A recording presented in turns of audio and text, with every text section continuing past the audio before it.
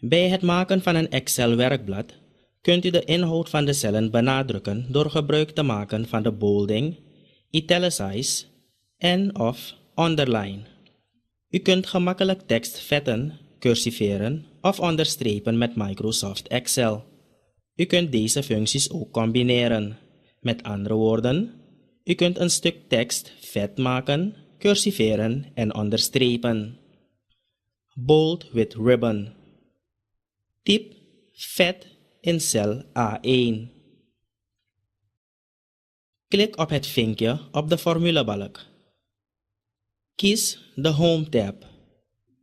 Klik op de bold-knop in de fontgroep. Excel maakt de inhoud van de cel vet. Klik nogmaals op de bold-knop als u vet gedrukt wilt verwijderen. Italicize with ribbon. Typ cursief in cel B1. Klik op het vinkje op de formulebalk. Klik op de italic-knop in de fontgroep. Excel cursiveert de inhoud van de cel. Klik nogmaals op de italic-knop als u cursief wenst te verwijderen. Underline. Microsoft Excel biedt twee soorten onderstrepingen: single underline en double underline. Typ onderstreep in cel C1. Klik op het vinkje op de formulebalk. Klik op de Underline-knop in de fontgroep.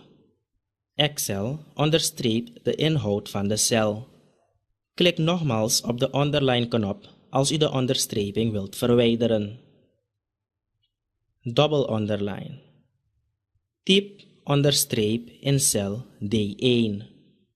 Klik op het vinkje op de formulebalk. Klik op de pijl naast de Underline-knop en klik vervolgens double underline. Excel dubbel onderstreept de inhoud van de cel. U merkt op dat de Underline-knop verandert in een D met een dubbele onderstreping eronder.